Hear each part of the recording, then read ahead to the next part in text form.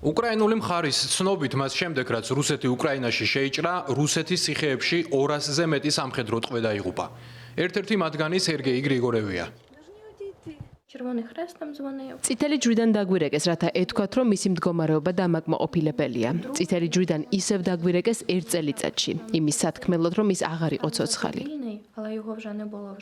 2022 წელს ის ტყვედ მარიუპოლში აიყვანეს, ათასობით სხვა სამხედროსთან ერთად. 2022 წლის აგვისტოში ოჯახმა მისგან წერილი მიიღო, სადაც წერს, რომ ცოცხალი და ჯანმრთელია. ოჯახის წევრებმა ასევე აღმოაჩინეს ვიდეო, რომელიც რუსულ სოციალურ ქსელებში გამოქვეყნდა. ჩემო ძვირფასებო, ცოცხალი და ჯანმრთელი ვარ.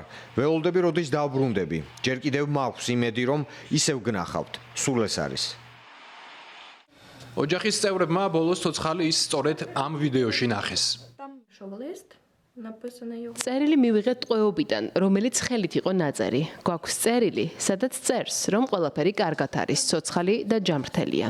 ასევე გვაქვს ვიდეო ტყვეობიდან, სადაც ის ასევე ამბობს, რომ ცოცხალი და ჯანმრთელია, თუმცა თუ მას დააკვირდებოდი, ვერ იტყოდი, რომ ჯანმრთელად იყო. მხოლოდ ეს იყო, რაც მივიღეთ მისგან. ამის შემდეგ, რაც ვნახეთ, მისი კუბო იყო.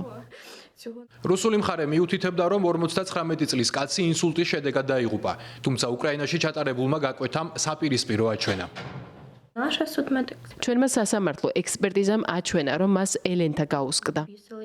ერთ-ერთი უკრაინელი ტყვე ალექსეი გონჩარევი ამბობს, რომ ის იყო თვითმხილველი, როგორც სცემდნენ სერგეისა და სხვა ტყვეებს. მისი თქმით, დროთა განმავლობაში სერგეის ფიზიკური მდგომარეობა უარესდებოდა.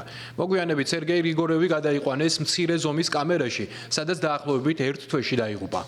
გასული წლის ივნისში სერგეის ცხედარი რუსეთთან ტყვეების გაცვლის პროცესისას გადაასვენეს უკრაინაში.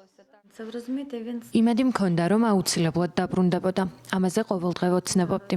ძალიან დიდი იმედი მქონდა, ველოდებოდი. როცა დავინახე, რომ მას კბილები არ ქონდა და ცუდად ხედავდა, ოქსანამ მითხრა. დედა, ხომ ხვდები, რომ ის სულ სხვანაირი დაბრუნდება? ვუპასუხე, რომ კი, ვხვდები, მაგრამ ყველაფრისთვის მზად ვიყავი.